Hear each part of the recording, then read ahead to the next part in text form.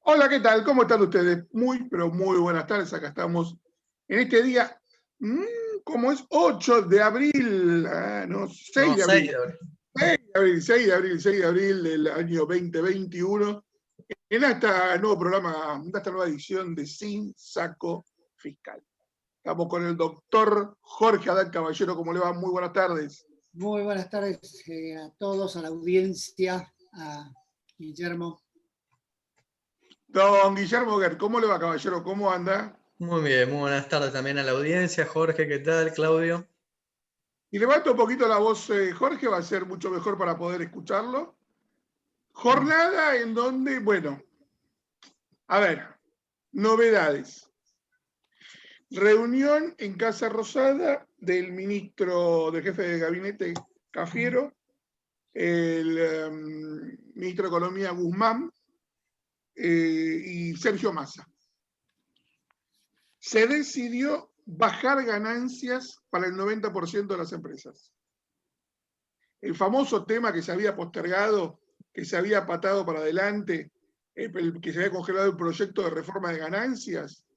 Bueno, hay uno que está en el Congreso en este momento que va a avanzar, pero la reducción para el personal va a aumentar. Con lo cual algunos dudan si no van a hacer esta sesión y volver a diputados. Está todo muy turbio el tema. Porque está muy mal basada la información de la Casa Rosada. Esta es la realidad. ¿Qué pasaría? 90% de las empresas pasarían a pagar 25% de ganancias. Y solo 10% de las empresas pasarían a pagar 35% de ganancias. 10 puntos de diferencia. 10 puntos para abajo de diferencia. Mucho. Hay que ver cómo se establece y cómo se esquiva, porque vieron cómo son los exes que prepara la gente en el gobierno. Cuando hay que cobrarte un impuesto, dicen 20.000 y terminan siendo 80.000. Claro. Cuando te tienen que hablar de ventaja, que te dicen 90%, cuando vamos a la realidad son el 63%. Entonces, siempre se equivocan para arriba o para abajo según como le convenga. Claro. Pero lo cierto es que hubo reunión en la Rosada, se va a bajar ganancias, están viendo el mecanismo, todavía no hay mucha información porque esto terminó hace un rato la reunión. Y por el otro lado, está confirmada la sesión del día jueves, donde se va a tratar, para darle sanción definitiva, a lo aprobado en diputados de ganancia y de monotributo. Don Jorge, ¿qué quiere comentar al respecto? Don Guillermo Guer, ¿qué quiere comentar usted? Mira, yo lo que tenía informado que Fernanda Vallejos había confirmado que iban a reformular lo que vos estás diciendo para que no sean afectadas las pymes. Y que haya una diferencia entre pymes y no tan grande, entre una y otra, ¿no?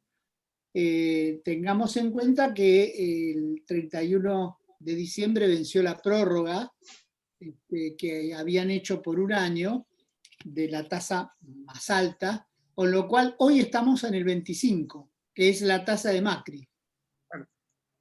Porque la modificación se prorrogó hasta el 31 de diciembre. Es un impuesto anual, o sea que si te lo colocan ahora no hay problema, porque el tema es aquellas empresas que cerraron en marzo, salvo que lo hagan retroactivo. Hay muchas agropecuarias que cierran en marzo por el tema de la cosecha, ¿no? Por el tema estacional, pero el resto es junio y diciembre.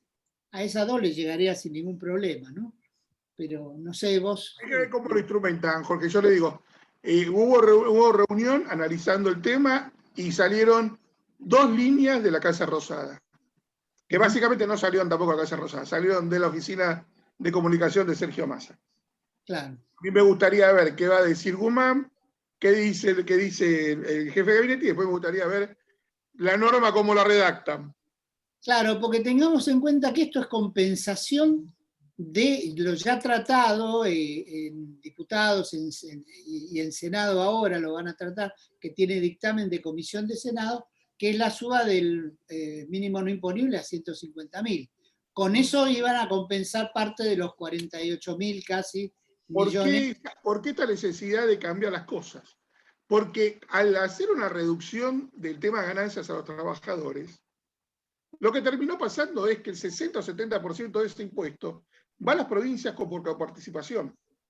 Con lo cual, el costo de esa medida iba a ir por el lado de los gobernadores. Como después se hizo alguna otra modificación en el camino, descubrieron que se aumentaba en 9.000 millones de pesos más el recorte. Entonces lo que se plantaron los gobernadores dijeron, bueno, va a haber sesión el jueves, se arreglan las cosas. O sea, a mí me tiene que compensar por otro lado. Me parece que en esta reunión, además de este retoque, que no sé si no es estético, pero impacta en algunas empresas, porque ya tenemos el 25, así que lo mantendrían lo que dijo Macri. Claro. En todo caso, a algunas le van a aumentar el 10 puntos, con lo cual alguien va a poner la plata, y me parece que el que pone la plata es justamente para poder habilitar la sesión en la Cámara de Senadores el próximo día jueves. Lo que negociaron fue quién garpaba la diferencia para que los gobernadores sentaran en el Zoom virtual del Senado a sus senadores. Claro, eso es cierto, porque con la coparticipación esto se perdía. O sea, se distribuía con las provincias la reducción. No solo era la nación, sino también las provincias. Así que, Guillermo, bueno, ¿alguna cosita para comentarnos? Sí, digamos, también uno de los temas que fue parte del acuerdo para que se sancione, ¿no? Ganancias, esta elevación del mínimo no imponible, era la suspensión del pacto fiscal, ¿no? Para que las provincias también puedan recaudar más en el impuesto sobre los ingresos brutos.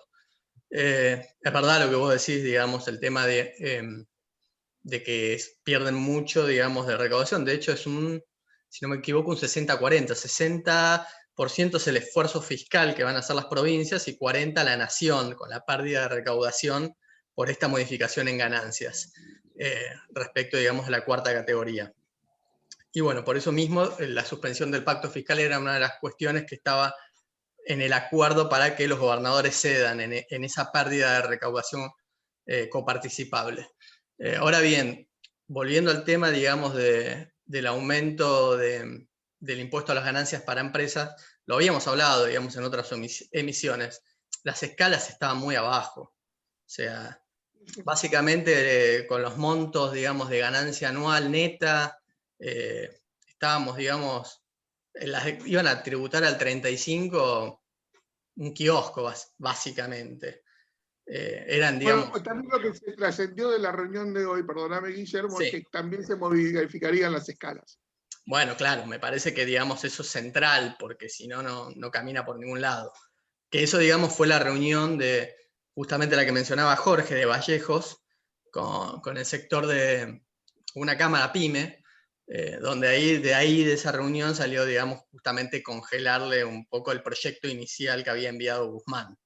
Pues, a ver, era inviable. A las pymes le van a hacer un regalito en un tiempo. No mucho tiempo. Yo creo que este es un tema para que va a entrar en el Congreso en los próximos 2-3 semanas. Es un proyecto de ley de eliminación de cargas patronales para la toma de personal joven. O sea, todo aquel que tome un trabajador joven va a, sobre todo si es primer empleo, va a poder no pagar ganancias por los próximos, impuestos laborales por ese trabajador durante los próximos 3 años. Acá voy a dar la lectura no fiscal, sino política. Y lo que va a terminar pasando es que esto va a expulsar gente de 35, 40 y 50 años de trabajos y lo van a reemplazar por un chico de 19, 20, por una condición fiscal. Segundo, el gobierno tiene su voto en los jóvenes, mientras que la oposición lo tiene en los mayores de 40, con lo cual no me importa el futuro del votante opositor, sí le tengo que dar laburo al votante mío, que además, que es el más afectado por la pobreza, que además es a que muchos de ellos le estoy pagando planes sociales. Sí. ¿Habrá empresas que tomen? Pregunto. Sí, porque hay mucha gente que hizo racionamiento, pero si tenés que reponer en algo que no tenés mucho expertise, por ejemplo, reponer stock, personal de oficina de menor cuantía, formar personal, ¿viste? En esos lugares por ahí te conviene traer un joven, lo cual es un riesgo enorme porque el joven tiene una política de dedicación al trabajo que no la tiene un tipo de 40 años con 2 pibes. Claro, Entonces claro. creo que también ahí hay un problema muy grave, es un desafío. O sea, yo no sé si dejaría de tomar a 2 personas de 40 años que sé que necesitan el laburo, que tienen algo de experiencia, y especialmente si nunca hicieron un juicio laboral, por 3 chicos que vienen con toda la cabeza lavada del secundario, y que yo sé que en 6 meses no van a laburar, pero aparte me van a acabar un juicio. Pero yo te cuento cuál es el plan oficial, cuál es la visión política, y acá estamos hablando de los efectos secundarios que tendría. Vos sabés que en el 2002 hubo una cosa no igual, pero similar, con el 19 y el 21 de contribuciones del famoso decreto 814, ¿no? Que todavía está dando vueltas y que tiene problemas en la Corte y que lo va a tener que definir la Corte, porque eso estaba relacionado con un monto de ventas que la FIP lo fijó y lo mantuvo durante muchísimos años y la Secretaría PYME no. Hay que ver cómo hacen las variables que entienden de edad, no formación, etcétera, porque eso lo termina regulando desgraciadamente siempre la FIP, se lo tiran para que lo regule la FIP, cuando no lo tendría que regular la FIP. Guillermo, hablemos un poquito de monotributo, ¿te parece bien? Sí, dale, dale. Bueno, en principio una buena noticia la que vos mencionaste, digamos que está, digamos, en agenda para finalmente sancionarse, que, digamos, creo que realmente es una de las leyes más esperadas, la del monotributo, pero sin embargo ya desde la FIP están hablando, digamos, que a esta sanción de la ley del monotributo se le va a suceder otra más que va a plantear una reforma más integral. No, puntualmente abocada en el tema, digamos, que más preocupa al fisco, que es la cuestión del enanismo fiscal, ¿no? Aquellas personas que subfacturan para no correr el riesgo de pasarse un régimen general. Y bueno, toda esta cuestión de la nueva ley de monotributo, que ya establece los puentes para la transición entre el régimen del monotributo y el régimen general, sería, digamos, una forma de aliciente, digamos, de este problema que hay, y por eso, digamos, la reforma integral va a apuntar hacia eso, digamos, hacia tratar de combatir un poco. Uno no factura más, porque en realidad no actualizan las escalas con el valor que corresponde por impacto inflacionario. Entonces, no es que uno no factura más para no pagar el impuesto, sino que dame una categoría real actualizada con valores inflacionarios y yo veo ese aumento de facturación, porque en realidad yo entro en un régimen fiscal, si estoy en la categoría más alta, en donde al final termino ganando menos. Entonces el gobierno recauda más, pero yo gano menos. Entonces no es que hoy estoy subfacturando, estoy tratando de mantener el grueso de mi facturación, porque si no, me mata el gobierno con un costo financiero que no lo tengo. Por ejemplo, el tener que pagar el día 20 un IVA, que yo no sé si mi cliente me lo va a pagar en 5 días después, 15 días después o 2 meses después. Porque tampoco el exactamente. Trabaja en efectivo, o sea, que hace una factura y 17 segundos después que la presenta le están pagando. Entonces digo, me parece que vuelve a haber detrás del discurso de Mercedes Marcó del Pont la necesidad recaudatoria del gobierno. Entonces, te voy a hacer un favor, Guillermo. Sí. Para que yo recaude más, te voy a hacer un favor a vos. No, flaco, no te estoy haciendo un favor a vos, me lo estoy haciendo a mí. Este es el discurso que el gobierno nos trata de hacer. Y lo cierto es que cada vez que nos quieren beneficiar, el gobierno recauda más y nosotros tenemos menor poder adquisitivo. Exactamente. Bueno, caballeros, entonces... sobre este tema, dale, Jorge. Sobre este tema hubo idas y vueltas continuas sobre esto, y hay una reforma de Macri, que nunca fue anulada, que está suspendida, que es lo que vos decías, la actualización de los montos en forma automática. La unidad de tributaria, no me acuerdo, de valor tributario, una cosa así era. Claro. Dentro de la ley 1180. La UVA, el UVA del sector fiscal. Exactamente, para todo, para las condiciones objetivas de punibilidad en la ley penal tributaria, como para estos montos del monotributo, que te quedas atrasado siempre. Sí. La realidad es esa. Y aparte, no me acuerdo el cálculo, los números exactos, pero la diferencia entre el de mayor categoría y el que está en monotributo y el de mayor categoría que está, o sea, de igual cantidad de ventas que el del monotributo y del sistema general, el sistema general pagaba como 750.000 pesos anuales y en cambio el del monotributo no llegaba a los 200. O sea, hay una diferencia enorme, una distancia terrible entre uno y otro, y por eso esa transición de esta ley para el salto. Pero es un salto al vacío, ¿no? Realmente, como vos decías. Claro. Tenemos al invitado en Sí, sala de lo tenemos espera. al invitado. Justamente me habrán visto maniobrar ahí con el celular. No, pero justamente por hubo un problema de enlace, pero ya está. Te cuento nada más que nos está acompañando, como siempre, la gente de www.contadoresenred.forumjuridicofiscal.com.ar, el sitio web que acompaña a profesionales, poniéndose al alcance cursos dictados por especialistas, reportes tributarios sobre temas relevantes, guías y cuadros explicativos, prácticas impositivas, diálogos tributarios, entrevistas a destacados especialistas y video de actualización, todo bajo una misma suscripción.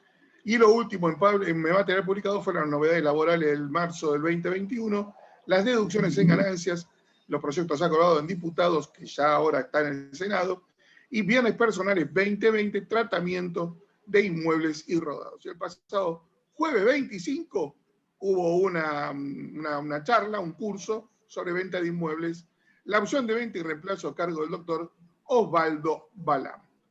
Punto con eso, señor Guillermo Guerz, si usted quiere, habilitamos el ingreso de nuestro invitado. Un invitado que va a hablar de un tema de actualidad, esos temas que a vos te gustan mucho, Claudio, que es puntualmente la tributación sobre las nuevas tecnologías, y a mí también, claramente, me interesan muchísimo. Nosotros ya estamos preparando un nuevo programa de Sin Saco, que va a andar caminando por esos tránsitos, por esos territorios, que vamos a presentar los días lunes a las 19 horas por nuestro canal de YouTube. Así que el próximo día lunes ustedes van a poder ver el nuevo programa que se llama Sin Saco Techambis. Así que estamos hablando justamente de esto. Con mucha Jóvenes, ganas, Claudio. con el invitado, presentémoslo, por favor. Sí, bueno, el invitado es Ismael Lofeudo, abogado, también docente, y es especialista en nuevas tecnologías, ¿no? Tributación y nuevas tecnologías.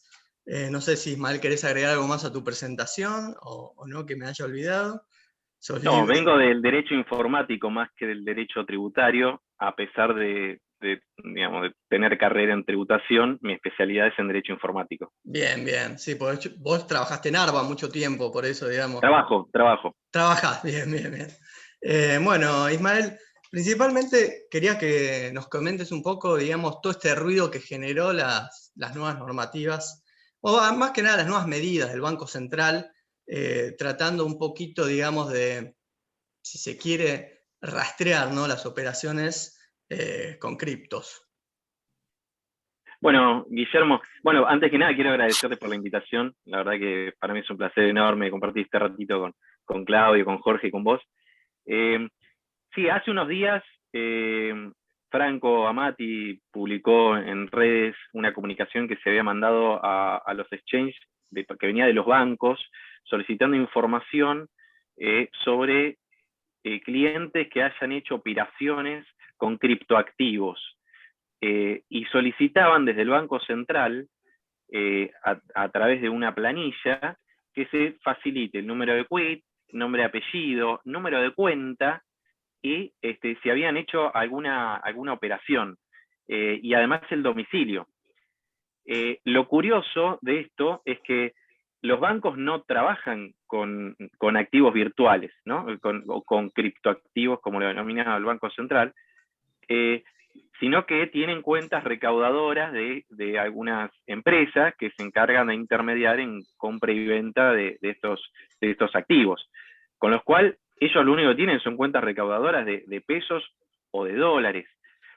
Tenían que pedirle la información a los proveedores de servicios de activos virtuales, comúnmente llamados exchange, para que ellos les faciliten información.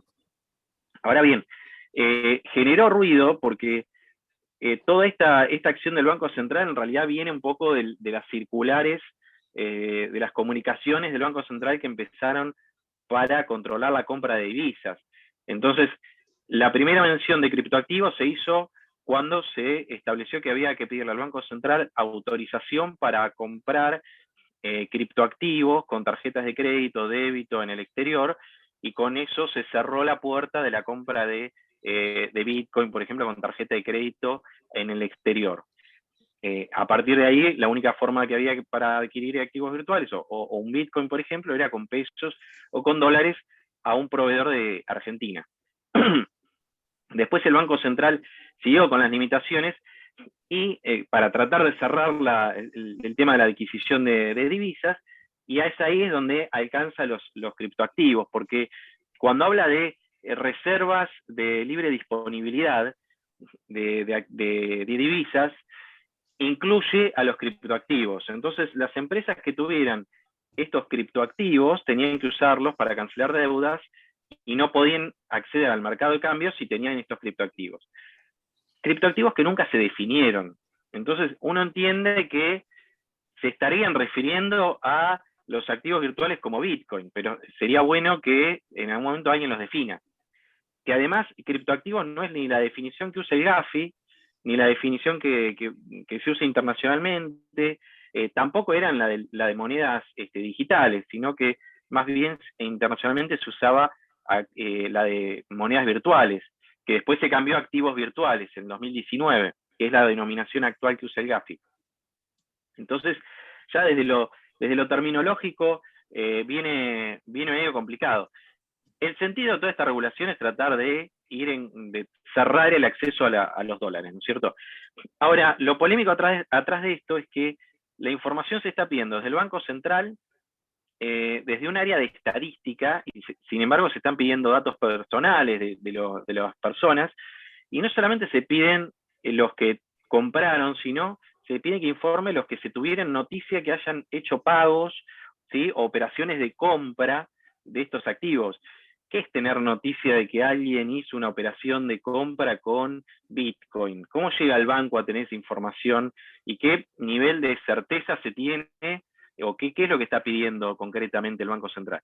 Lo que hace ruido es un poco esto, porque quien lo está solicitando es un área de estadística de una entidad que no tiene como función controlar los derechos que tengan las personas sobre determinado tipo de activo, que no es ni divisa, ni moneda, ni tiene por qué estar bajo el paraguas del Banco Central, y sin embargo están pidiendo datos personales y están generando este pedido de datos personales. Cuando esto llega a un exchange, el exchange tiene que informar al cliente de que determinada información se va a ceder y tiene que pedir autorización, porque nosotros, aunque el Banco Central cuando mandó esta comunicación no la tenía en cuenta, rige la 25326, que es la Ley de Protección de Datos Personales.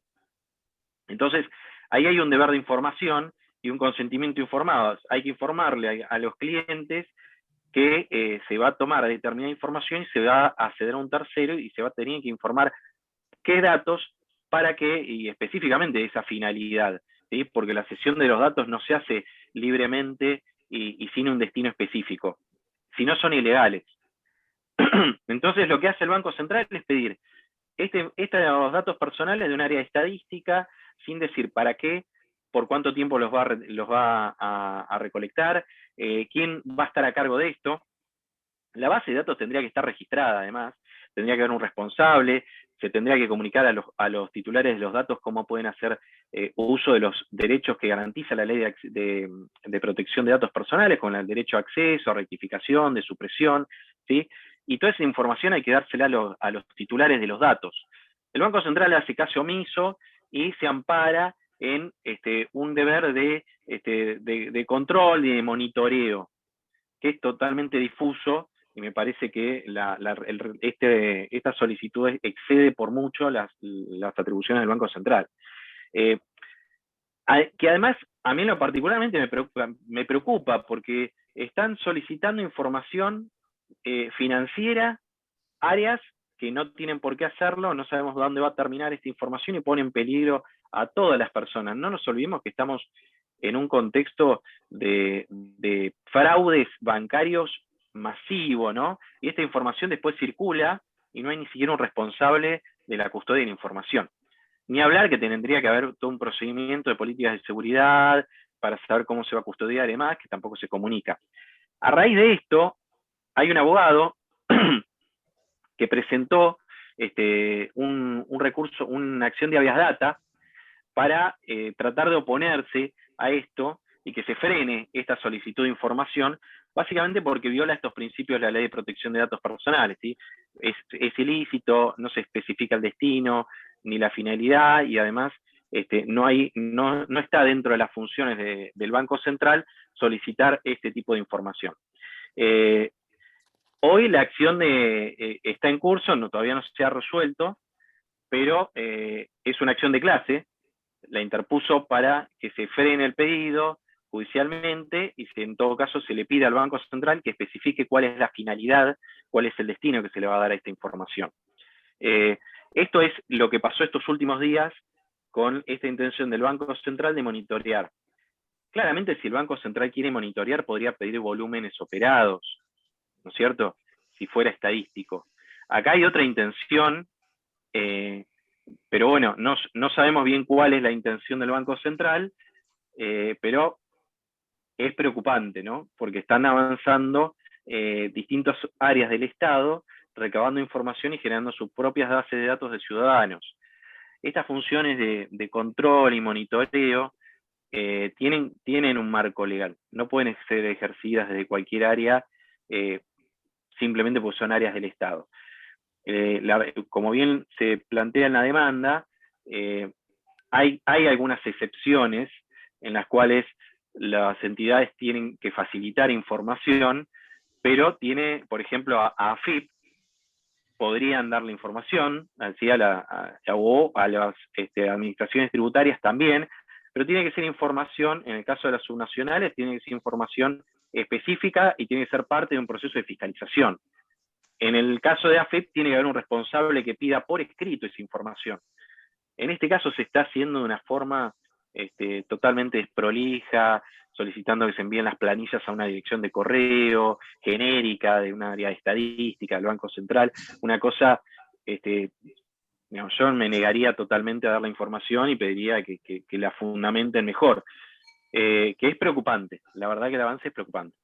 Sí, sí, fuera de lo común, digamos. Igual vos mencionaste dos cosas interesantes, Ismael, digamos, de lo que es, digamos, la finalidad ulterior de todo esto. Uno, por un lado, es frenar por ahí, digamos, la adquisición de criptos como, si se quiere, una forma de dolarizar ahorros en pesos, que es cierto, digamos. De hecho, digamos, las inversiones en cripto crecieron muchísimo con las limitaciones de acceso al dólar. Y por el otro lado, sí, también hay otra finalidad ulterior, es que toda esta información, en definitiva, probablemente llegue al fisco, ¿no? Pero la realidad es que, bueno, hay un meme dando vuelta, que, digamos, por ahí grafica un poco la situación, teniendo en cuenta la complejidad, ¿no? Digamos, de todas estas transacciones, y, digamos, el nivel de conocimiento que pueda llegar a tener el fisco, que es, bueno, por ejemplo, un ejemplo de alguien que compra DAI, lo pasa a Binance, no sé si vos por ahí lo viste, ¿no? Lo pasa a Binance, luego compra BNB y después lo pasa a su wallet por la red BEP20, después compra Cake y una parte lo usa para stackear y otra para farming, y después termina en su cuenta bancaria a través de una transacción peer-to-peer, ¿no? Que es persona a persona. Que, digamos, hay unas vueltas, digamos, de transacciones que son propias, digamos, de este mundo, que en mi opinión personal están muy lejos del control de la FIP, principalmente, digamos, las que son peer-to-peer, ¿no? No sé vos qué opinás al respecto, y digamos, Sí. por ahí el nivel de de éxito que pueda llegar a tener la AFIP o cualquier otro fisco, ¿no? En tratar de recaudar sobre estas operaciones. Bueno, a ver, desde el 19 hay un régimen de información para proveer servicio de pago, que es el de la 4614. Los exchanges de activos virtuales de Argentina informan a la AFIP, o por lo menos deberían informar. Con lo cual el Estado y las áreas competentes del Estado tendrían esta información. Otro motivo por el cual el Banco Central no la necesitaría, podría pedirle información estadística a la AFIP. No tendría que pasar por arriba de AFIP o hacer un requerimiento aparte. Con lo cual el Estado encabeza la administración tributaria, ya tiene información de quién tiene, quién compra, quién vende. Lo que es persona a persona, y bueno, escapará a la operatoria. Hay mucha operatoria marginal de pequeños, de personas que seguramente escapen del control fiscal. Ahora, cuando eso va al sistema bancario formal, queda registrado.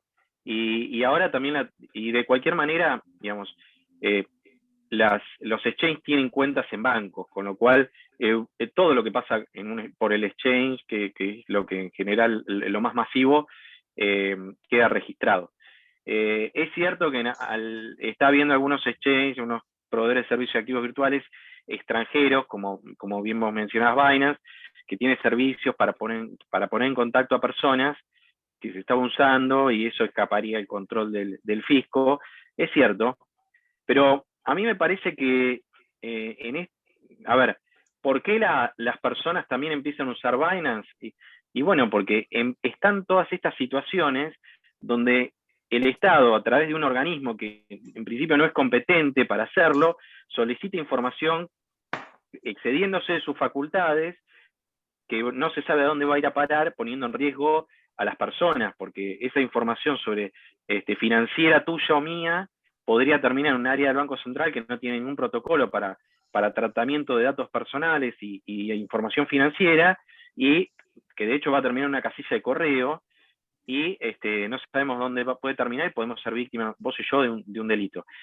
Si el Estado se maneja generando esta incertidumbre, probablemente las operaciones migren a empresas proveedoras de estos servicios en el extranjero. Y esto un poco se encadena con la intención de regular todo esto, ¿no?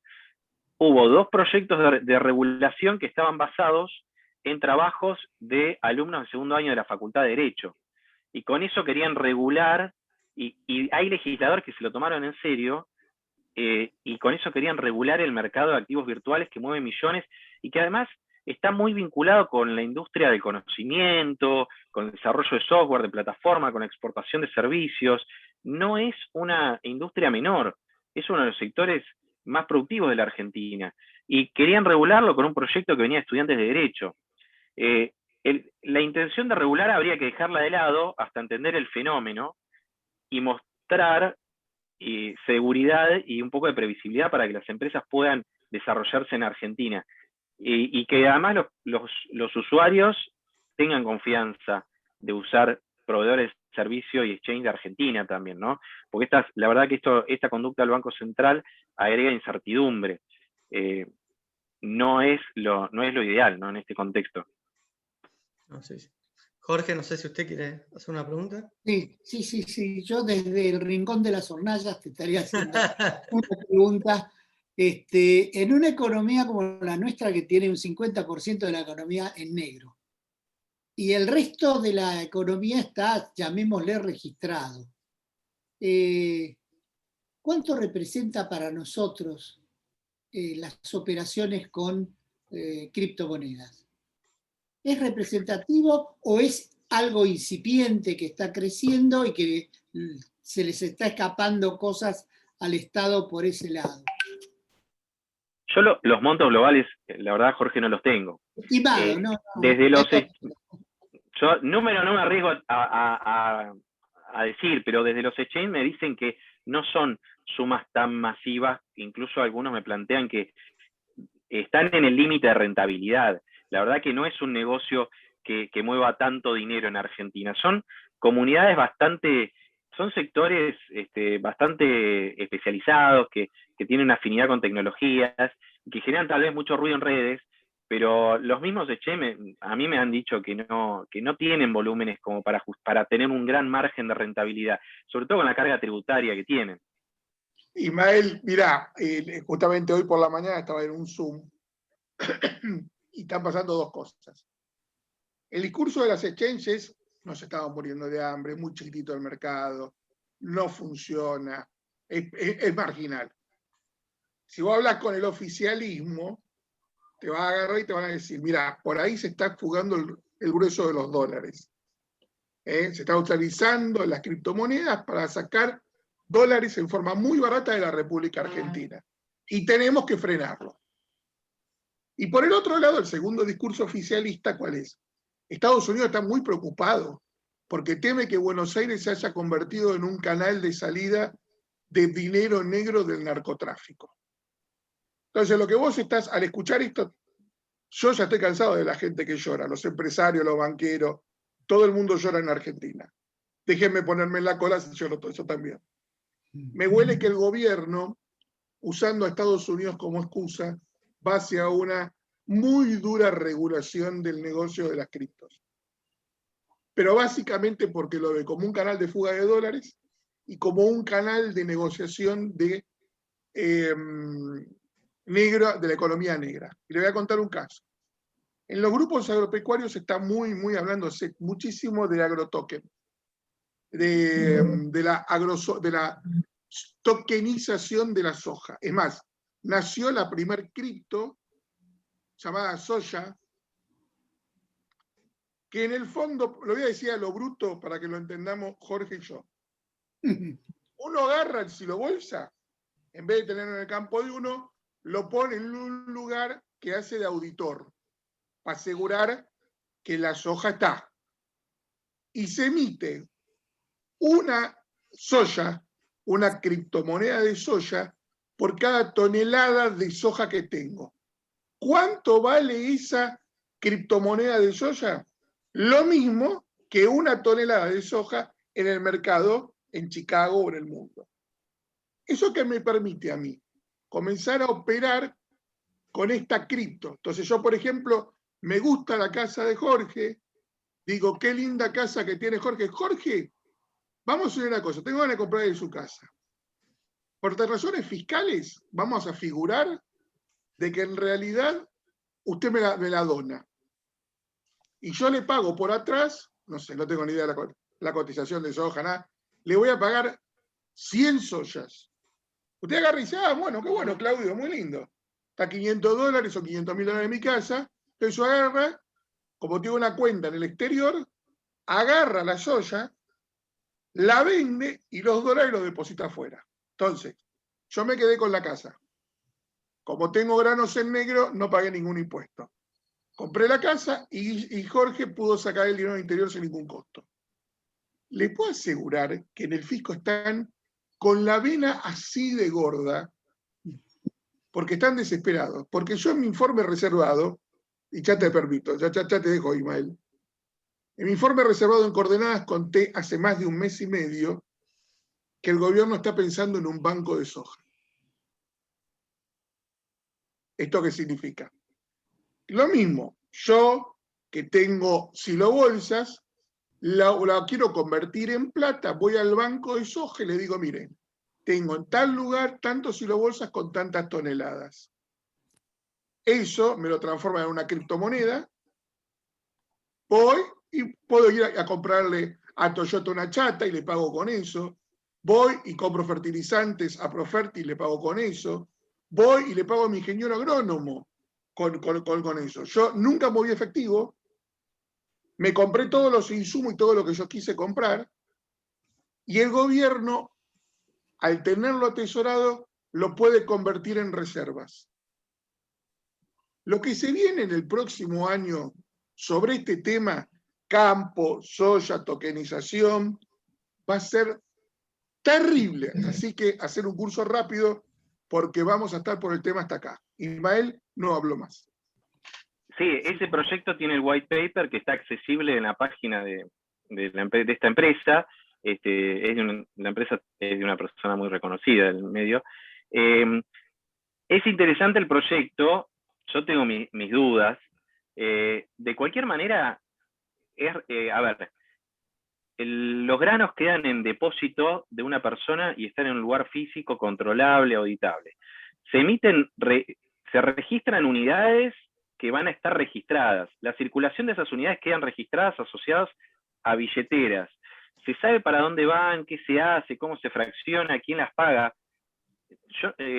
La verdad que si uno de los grandes problemas para tokenizar cosas es que no se puede tokenizar si hay dinero en negro de por medio, porque es tan transparente lo que se registra en los libros contables distribuidos en la blockchain, que si hay un valor de mercado que tiene en gran parte en negro, cuando se contrasta con lo que se paga con los tokens, surge muy fácil que hay un monto negro. No se puede tokenizar cosas que tienen un componente negro, porque no funciona. Pero ¿sabes lo que pasa, Ismael? Desde acá hasta la que la FIP pueda entrar a controlar esos exchanges, esos blockchain, faltan por lo menos 5 o 7 años largos, porque la administración pública es lenta. Y te cuento algo, a ver qué opinas vos. Me parece muy parecido al warrant, en el fondo. Es que es eso, son estaciones de crédito. Warrantización de activos, con lo cual yo podría ir a la bolsa y vender el warrant. Es muy común en varias partes eso. En México está la warrantización de las acciones y acá tenemos la caución. A ver, todo este mundo cripto tiene palabras muy pintorescas, pero en definitiva es una base de datos súper segura donde registramos números de billete o números. Esos números los cedemos por plata, porque alguien lo paga, porque la verdad no valen nada. Si lo que vamos a hacer es un certificado de depósito de granos en un silo, y eso lo vamos a ceder a cambio de plata, y la persona que lo tiene puede cambiarlo o tiene derecho sobre ese depósito, en realidad hacemos sesiones de derechos privadas y la registramos en una base de datos súper segura. La aplicación de la blockchain es esa, es generar una base de datos extremadamente segura que van a usar personas que no confían entre sí y que necesitan generar registros en una misma base de datos. Para eso se usa blockchain. Claro, ¿cómo ves los NFT con el sistema tributario argentino? Las plataformas de NFT, los NFT son los tokens no fungibles, en realidad. Acabamos de matar, para token no fungible, acabamos de matar 1/3 de nuestros escuchas y televidentes, y le pedimos 1000 disculpas. Yo se lo tiré a propósito, pero vamos a explicar un segundo. Yo tengo una colección de camisetas de Boca Juniors. Son mías, son originales y valen $1.500 cada una.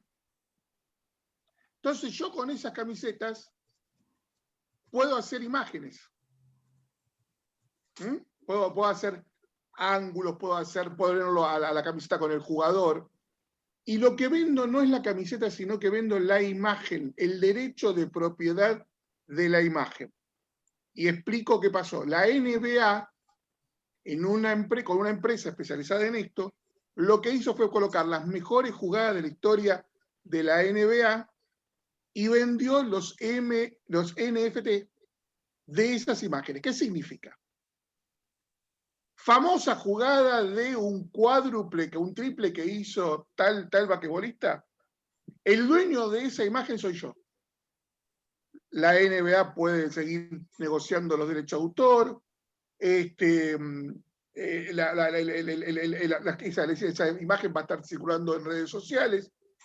Pero en algún momento va a aparecer abajo algo que dice dueño Claudio Cerrutini. Y lo que va a quedar es nada más el orgullo de decir, esa imagen es mía, y solo la puede tener una persona. Esto es lo que se viene. Ahora, hay grandes coleccionistas que están empezando a ver cómo hacen NFT con sus colecciones, porque le dan un valor sin perder el activo per se. Es muy interesante el tema porque la NBA recaudó $500 millones con este negocio. Sí, es interesante. A ver, un token, cuando se crea un token, se hace un libro contable nuevo, donde se pone una cantidad de unidades, se pone el nombre a la unidad y esas unidades son fungibles. El NFT es un libro contable que tiene una sola unidad, que tiene unas características específicas que van a ser las que identifiquen a esta imagen. Entonces, es un registro representativo de esa imagen que es único, solo e indivisible. Eso permite generar registros por derechos de autor y de registrar el tema de propiedad intelectual.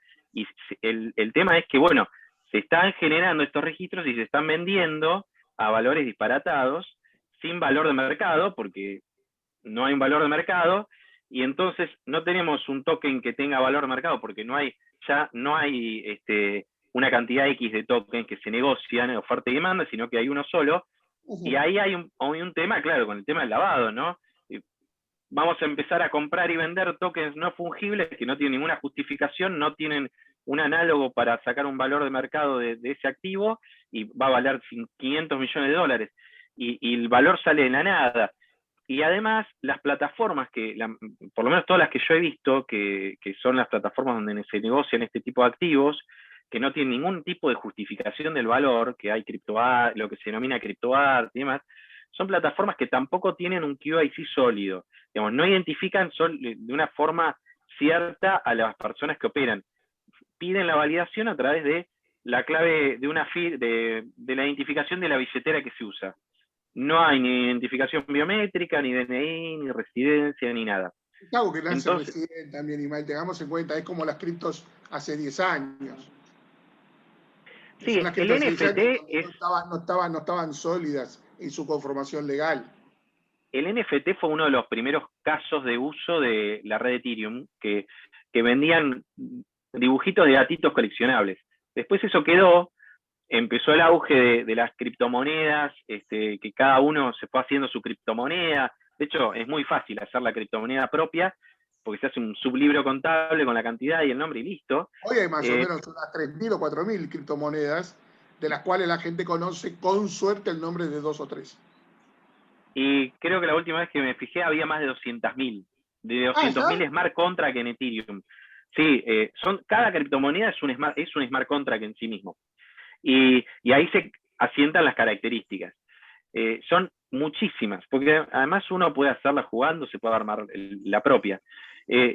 Después vinieron estas criptomonedas y ahora viene el auge de los NFT por esta negociación del criptoarte y esta posibilidad de generar registros únicos representativos de algún activo real. Y bueno, está el tema antilavado. Por ejemplo, mis tweets los puedo vender, como puedo llegar a vender, por ejemplo, los programas o parte de los programas que estamos haciendo, mientras que estén depositados en un lugar. Entonces, lo que digo es que a la larga o a la corta, para que la gente lo entienda, que estamos tratando de hablar con Ismael, se hablan negocios.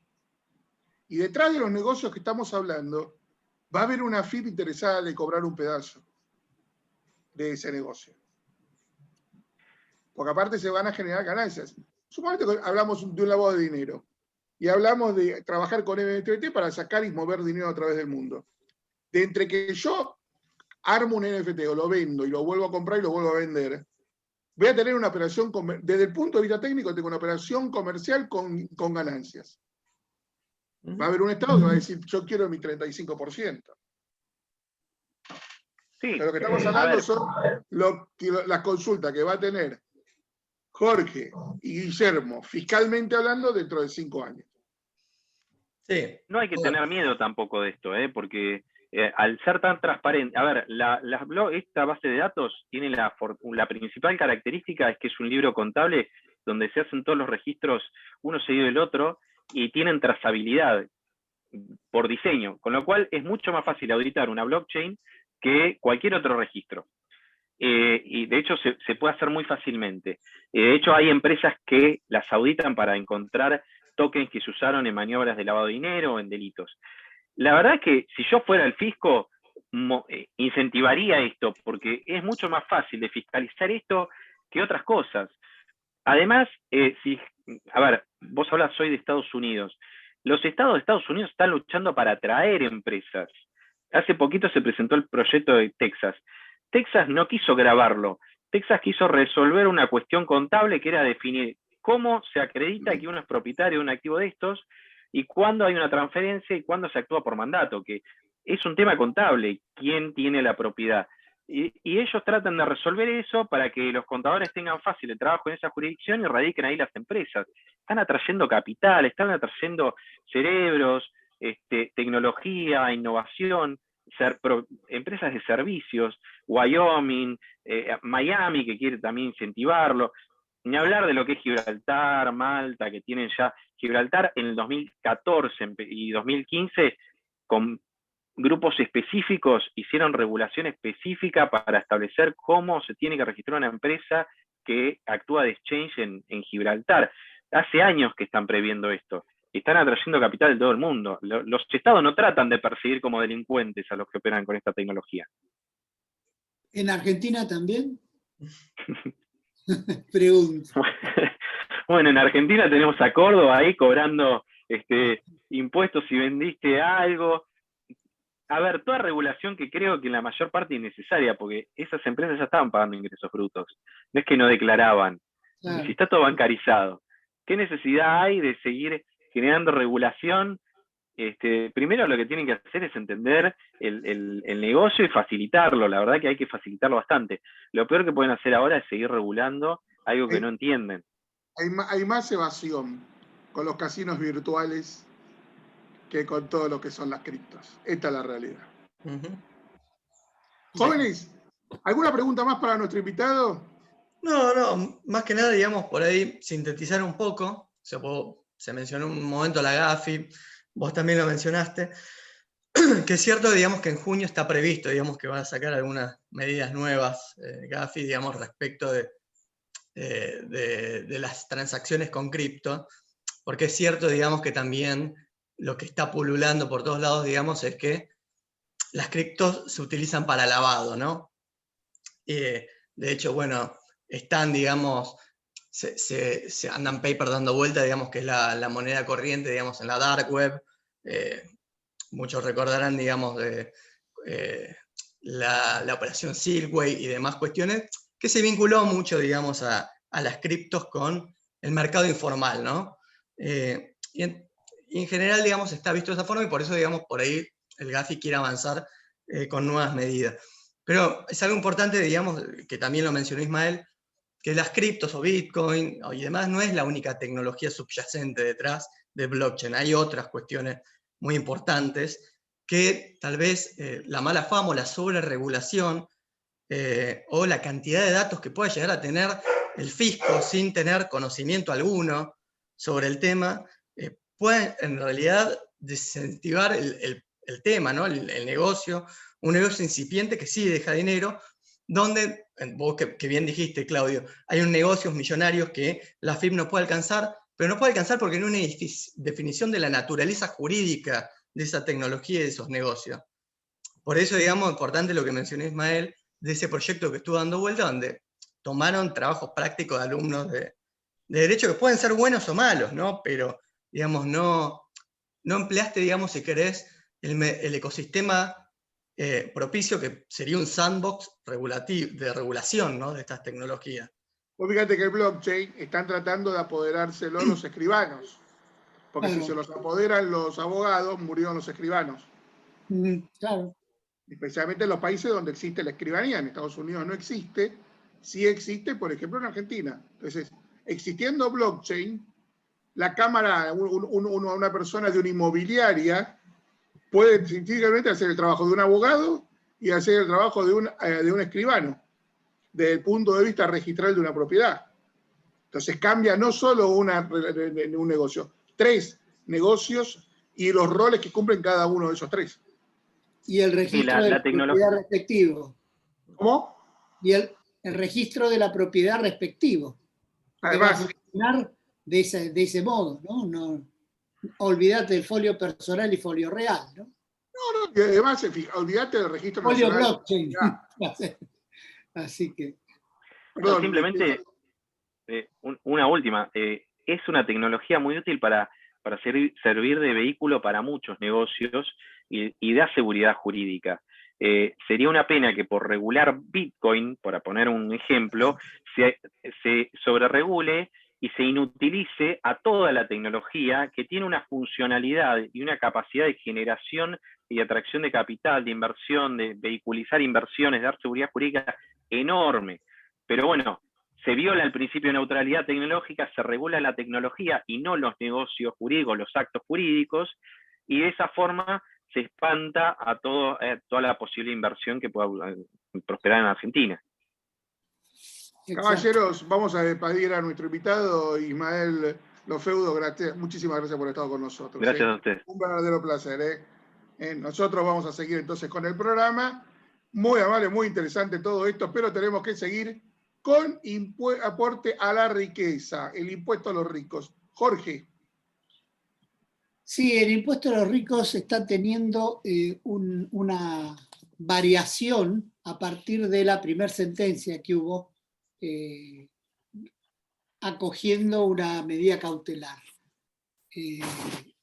a un socio de una empresa, de un unicornio, que realmente era un caso de estudio de cómo se puede llegar a confiscar y eliminar gran parte del patrimonio de una persona mediante un impuesto, que dicen que no es impuesto.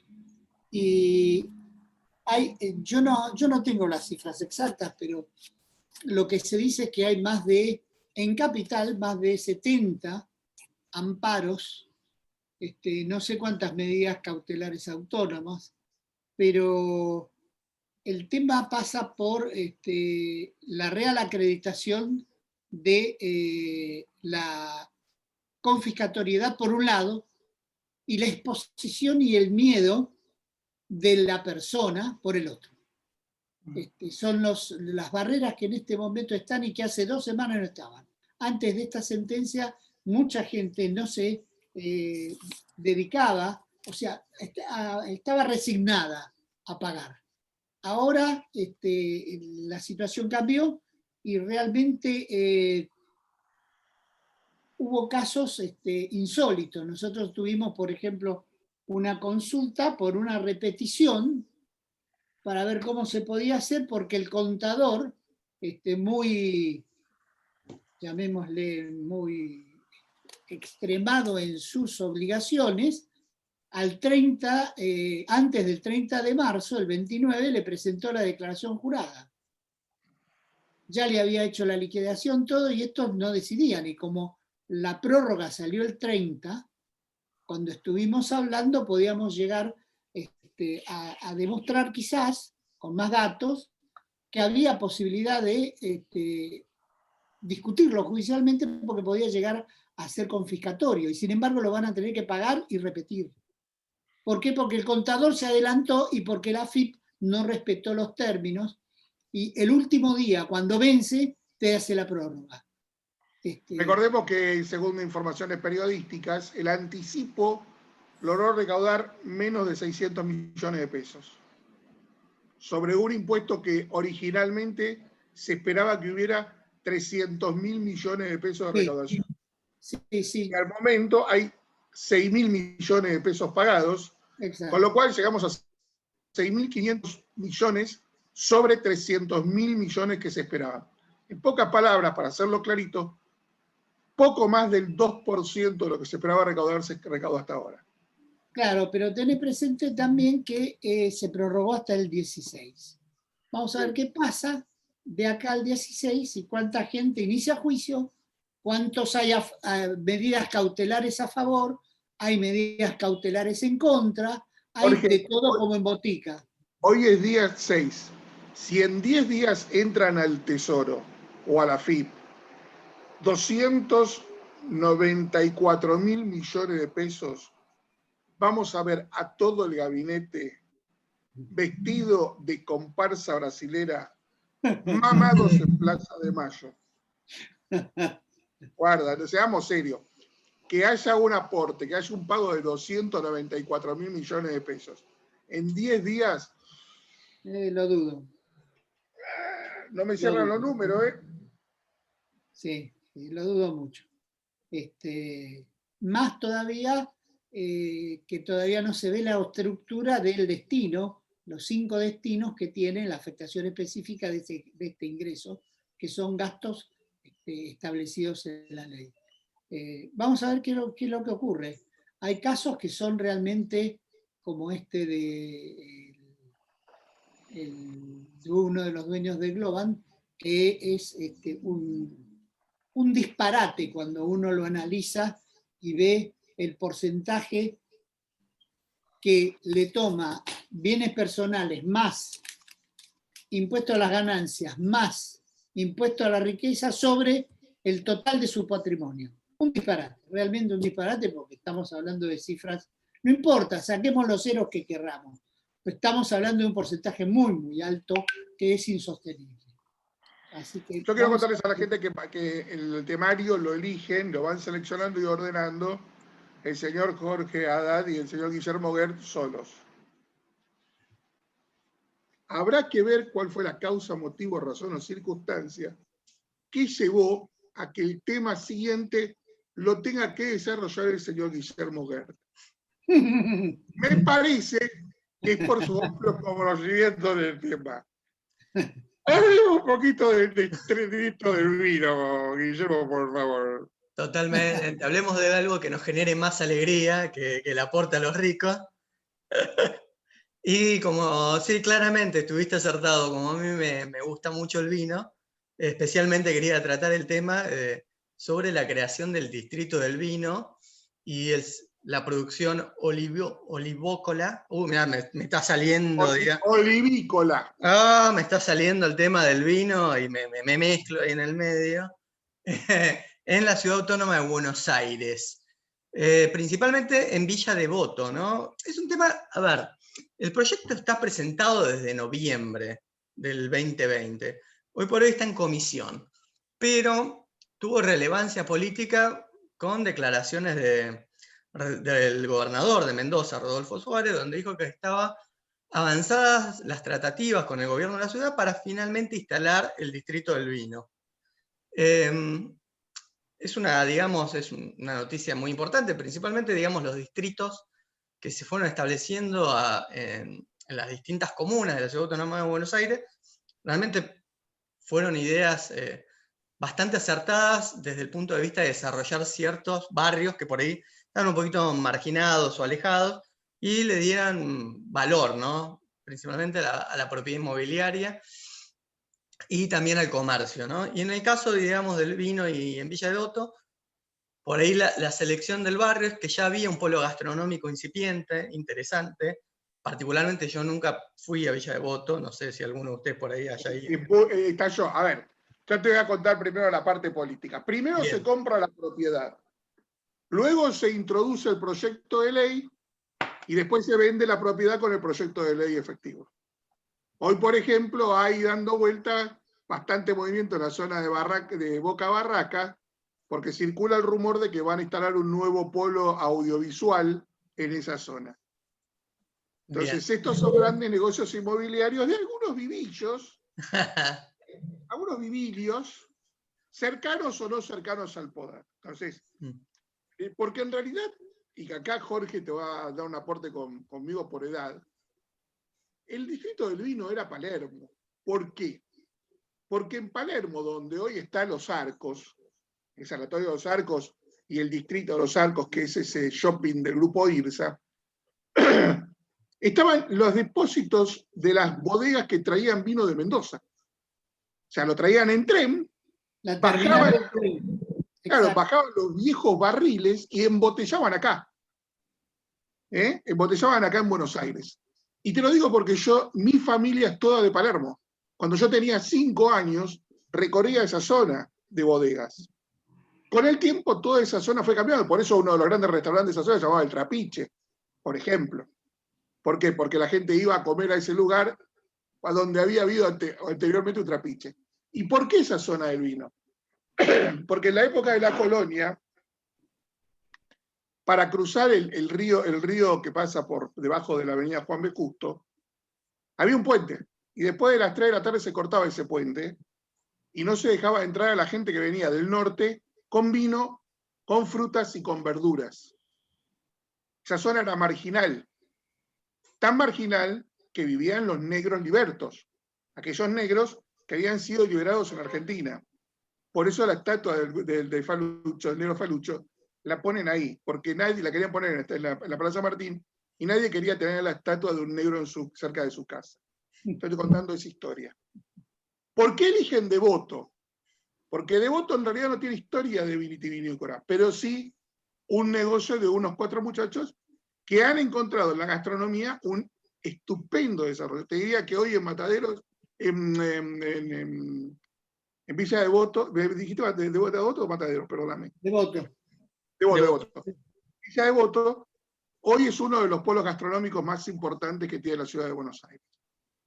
Y los grandes... De la plaza, exacto, alrededor de la plaza hay un polo gastronómico enorme que no existía hace 6 años y que es realmente de primera, ¿no? Primera. Ahí tenés el marco histórico. Contanos algún detalle más entonces Sí. desde el punto de vista fiscal. ¿Para quién es esto? ¿Para bodegas? ¿Para vendedores de vino por mayor?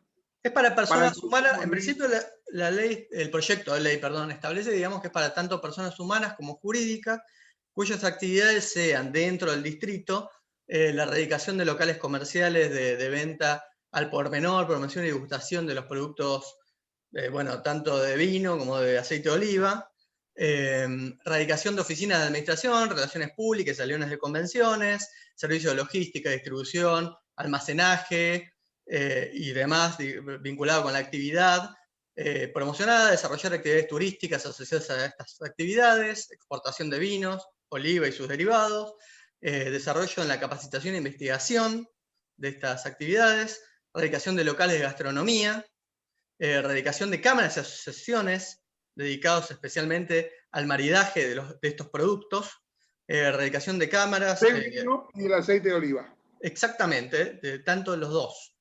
Servicio de comercialización y soporte administrativo a la actividad, tanto vinícola y olivícola, y tales como impresiones gráficas, publicitarias, crediticias, ingeniería, informática, todas aquellas actividades que sean proveedoras en forma directa de estas actividades. Es interesante porque esto se produce cuando las 3 grandes cadenas vendedoras de vino al por mayor quebraron. Exactamente. Las 3 son de una misma familia, por distintas ramas, se pelearon entre todos, terminó generando y generó una gran caída.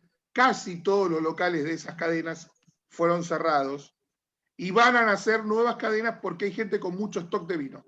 Exacto. Entonces no hay casualidades, esto tiene un objetivo básicamente de concentrar el negocio del vino en una área inmobiliaria en donde seguramente alguna gente tomó posición. La siguiente que va a venir, les voy contando por si tienen ganas de hacer un negocio inmobiliario, Mataderos. Mataderos va a tener un estallido, ya está teniendo un estallido de restaurante casi tan interesante como está teniendo, como tuvo en su momento, hace 4 años atrás, Villa Devoto. Bueno, dentro de los beneficios, que avanzo, digamos, con los beneficios, digamos, es, bueno, excepción en impuestos sobre los ingresos brutos, digamos, todos los ingresos derivados de estas actividades que mencioné anteriormente van a estar exentas en su totalidad del impuesto por 10 años, a partir de la entrada en vigencia de la ley.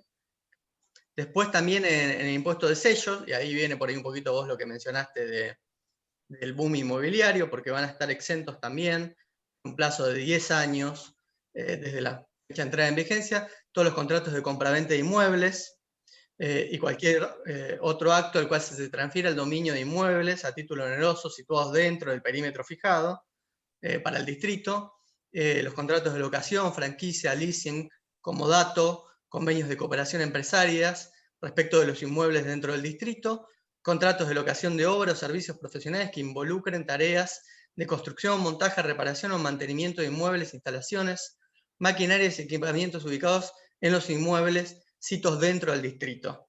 Y también van a estar exentos por el 50% y durante 10 años lo que es ABL y el impuesto inmobiliario.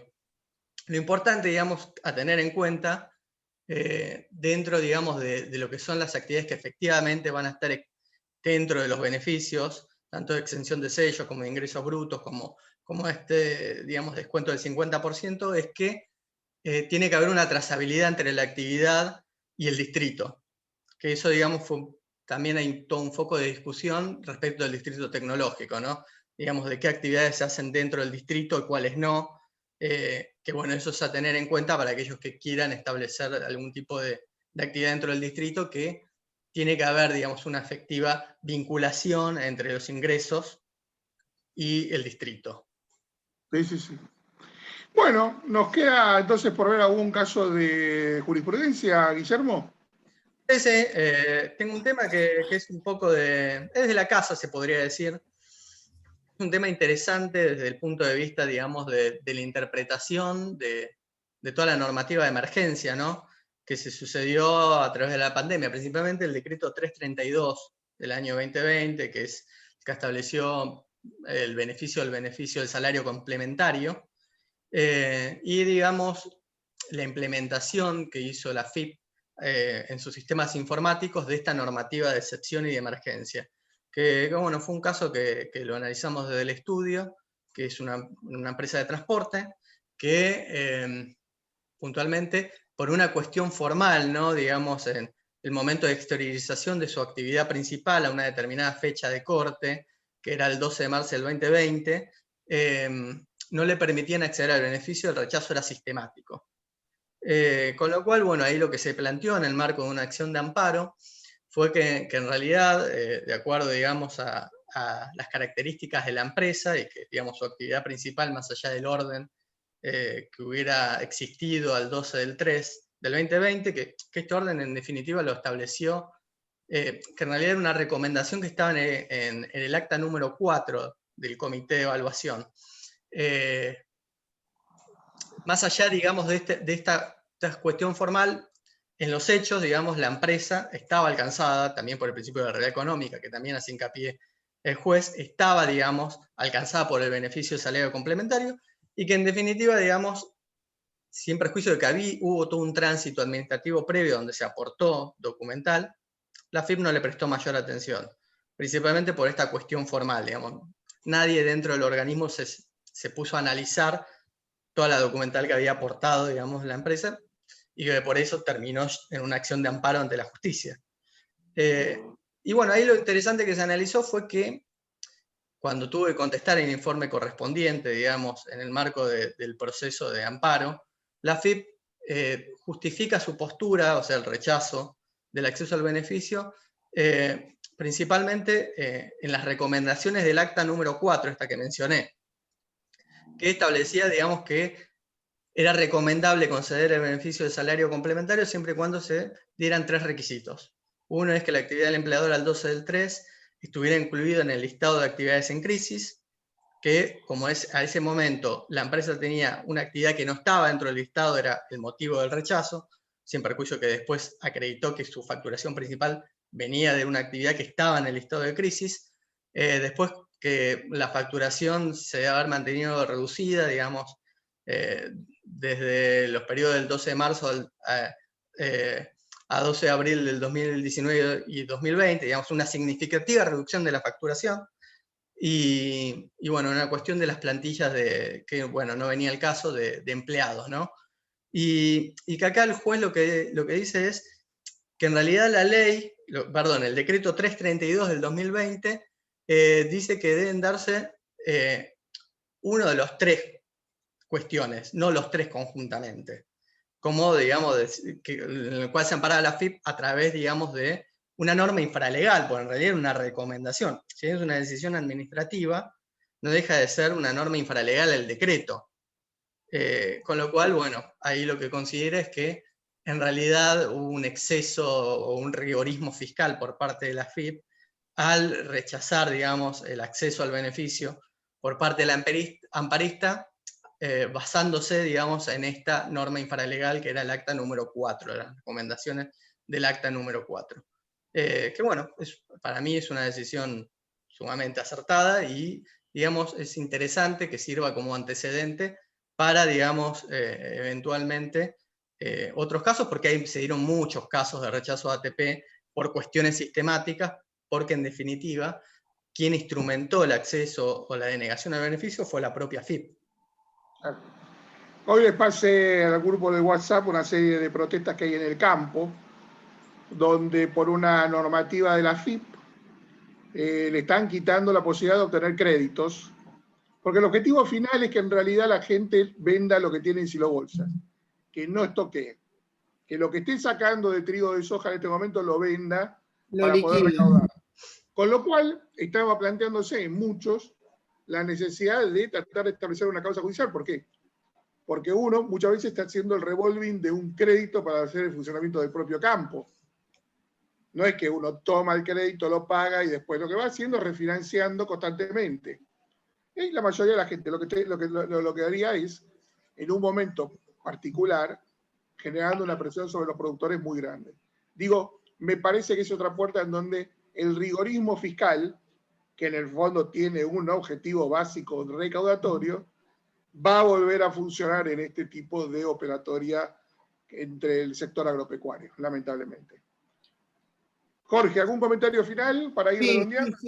Sí, respecto de la sentencia que estaba comentando, no sé si es un leading case, si hay un caso anterior, no presté no estuve buscándolo. Pero es de empresas gastronómicas, Jorge, no de empresas de transporte. Claro, de transporte no hay. Muy bien.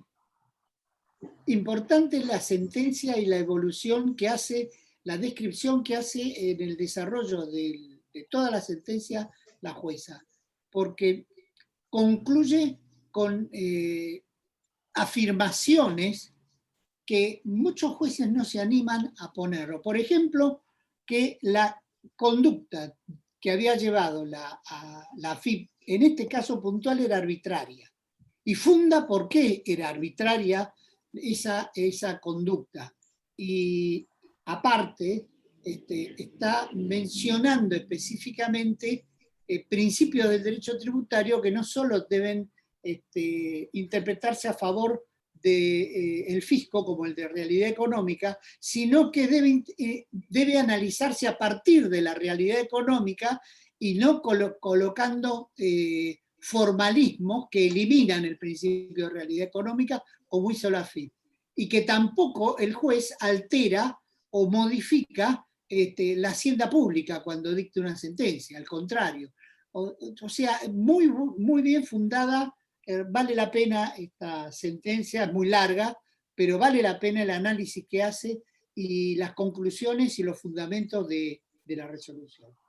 Bueno. Jóvenes, entonces ya tenemos redondeado el temario del día de hoy. Comenzamos con la despedida, ¿les parece bien? Parece correcto. Señor Guillermo Guer, muchísimas gracias por esto. Señor Jorge Enrique Haddad, doctor, muchísimas gracias por esto. Gracias a todos ustedes que estuvieron con nosotros en una nueva edición de Sin Saco Fiscal. Gracias a Maxi Lagorio, que va a hacer lo imposible para que esto esté con ustedes en un ratito en la web. Nosotros, después de tener una entrevista muy, pero muy, muy jugosa, nos retiramos con el orgullo de la tarea cumplida. Acá termina Sin Saco Fiscal.